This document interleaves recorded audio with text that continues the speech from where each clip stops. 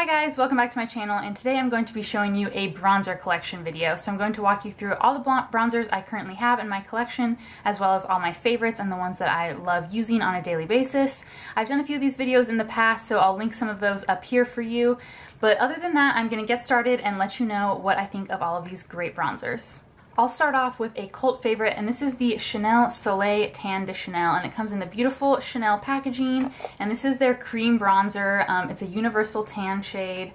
It says Bronze Universal, and this is phenomenal. It's very expensive. I think it's over $50, but this thing is huge. It lasts forever. I've had this forever. It's probably past its expiration, but it's still going strong. And if you're really fair, it kind of is scary because when you see it in person or swatch it, it can look really orangey, but I find that this is fine on my fair skin. You just have to blend it out. I use this with my Sigma F84. It's an angled kabuki brush, and I kind of dab it in there and apply it to the face. You can also use it with a beauty blender, but I just find that this brush applies it really beautifully. So if you're a huge cream bronzer fan and you're looking for one that's going to last forever and be super beautiful and you don't mind spending a bit more money, I would definitely recommend this Chanel one. It's not for everyone though, just because of the price tag, and I don't particularly use cream bronzer all that often, so I only actually have two in my collection, but this one's hands down my favorite.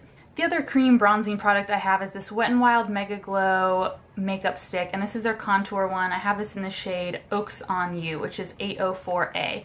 And this is just a little contour stick. I just dropped it and dented it right before this. So excuse that, now the lid's all messy, but I'll clean that up later.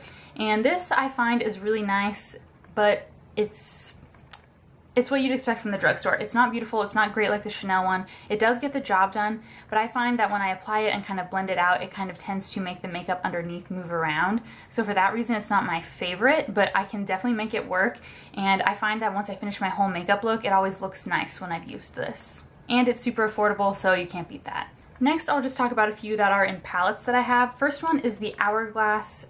This is the Ambient Lighting Bronzer in Luminous Bronze Light. I have this in their giant Luminous edit, so it's the bronzer right here. And this one is a cult favorite. People talk about this all the time and compare it to some of the other bronzers I have in my collection, but I just didn't get on with that one very well. I found that it just didn't blend too well and was like a little too dark for my skin tone, even though I believe this is the lighter shade. Yeah, Luminous Bronze Light. So it was still just a little too dark for my fairer skin, and the luminosity and the darkness just didn't flatter my skin tone. I think if you're a little tanner, it would be beautiful, but I just found that it didn't blend out very well. And then in my Kevyn Aucoin Sculpting book, I have the Sculpting powder in the shade Medium, which is more of a contour powder, but I'm going to include it in this as well. This is a super cool toned powder. Sorry, this palette is a mess. I've had it for quite a while. But I just find that I prefer my Hoola bronzer to this. I don't know why. They're both very cool toned and work for kind of sculpting the face. But this one, just the formula, again, just doesn't blend as easily on me, and I think it's just a little too dark for my fair skin, but if you're more tan, I think this would be beautiful. And then I'll just quickly mention Hoola. Oops, upside down. This one, I have a little tiny sample at the moment. I finished my giant box of Hoola finally, and I have been working with this little sample size. But this is a great, just all-around cool tone bronzer. I think this would work for everyone. It really bronzes the face, but also sculpts and contours it. It's a fan favorite for a reason because it's just so perfect. Like, the undertone isn't too orangey, isn't too brown, isn't too anything. It's just kind of a perfect neutral, cool, bronzy color. So I really recommend this one, or if you can get a little sample like this, try it out. And then my other one that's in a palette is actually my Nars Laguna bronzer. So as you can see, I've hit pan on this. I've used this quite a bit. This is a great little cheat kit. It has your bronzer, blush, and highlight in it, so I've traveled with this a lot.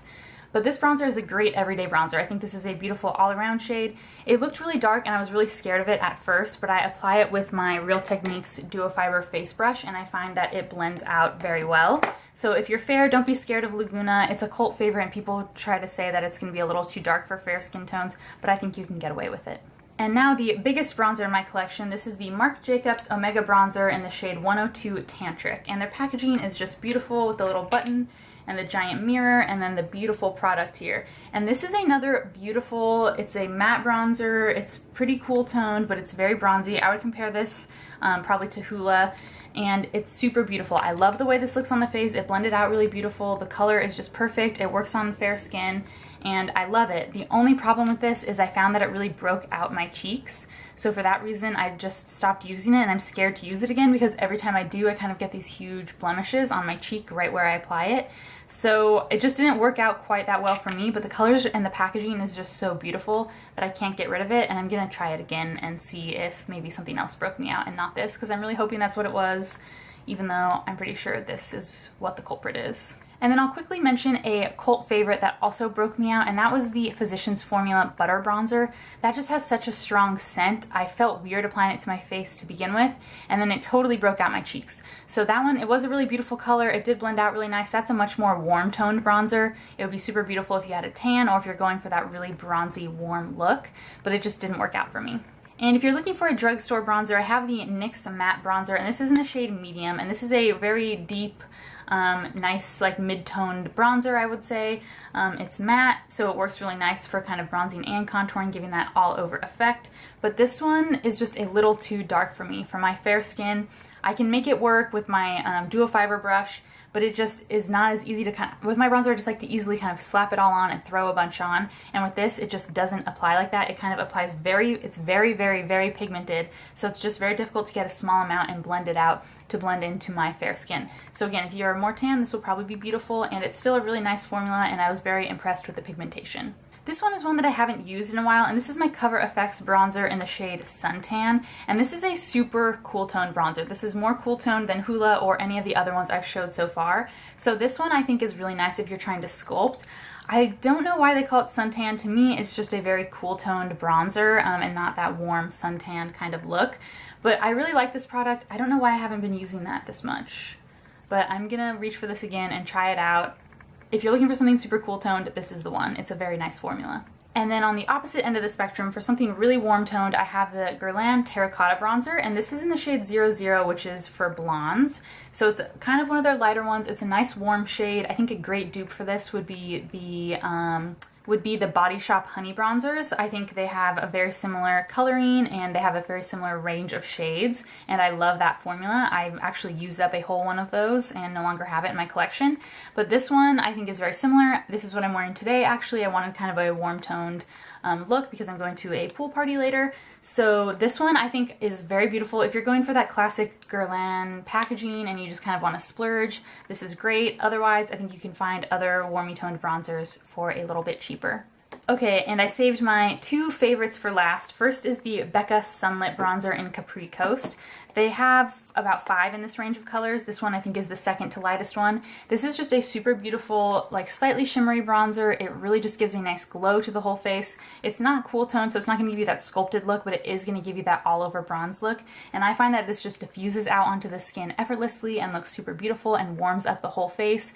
And this shade in particular I think would work for a lot of skin tones, but if you're a little tanner, there's some darker ones. There's even a lighter one, but that one I think you'd have to be super fair for it to even show up. I was glad when I bought this that the sales associate recommended that I try this one, even though I was going to go for the lightest one just because I tend to always be the lightest shade in a lot of things. But anyway, this one in Capri Coast is absolutely beautiful. I would highly recommend this formula. It's just so buttery, so beautiful, and just makes you look glowy. And finally, if you're looking for a healthy bronzer, this is probably my all-time favorite one. I've been using this almost every day for quite a while now, and this is the GloSkin Beauty Bronze in Sunlight. And this one is a slightly more cool tone than the Becca one, but still has that nice shimmery look. And this just blends out beautifully on the skin. I can see that I'm starting to hit the pan because I can start to see the rings through the product there, but it's absolutely beautiful. This one I think is a little bit lighter, so it might not work if you have super deep skin, but if you have like medium to light skin, it might be okay. And I just absolutely love this. It's healthy, so it doesn't clog my pores. It's kind of like a Better Ingredients brand. And I just absolutely love the color. It's super shimmery, but not too much. It just gives your skin a beautiful glow, and it's not too warm toned. It's just cool toned enough that it still gives that sculpted look, unlike the Becca one that just kind of gives you a bronzy glow. This one still gives that bronzy shimmery look, but also slightly sculpts the face. It's just perfect. I would highly recommend this one. And that's it for my bronzer collection. My all-time favorite is this GloSkin Beauty one in Sunlight. I also really love the Becca in Capri Coast though, and if you're looking for a drugstore option, you can't go wrong with the NYX matte bronzer. Just be a little wary if you're super fair. As always, all these products that I mentioned will be listed in the description box down below, so check that out if you're curious. I also upload 2 days a week on Monday and Thursday, so please subscribe if you haven't already so that you don't miss my next video, and thank you so much for watching.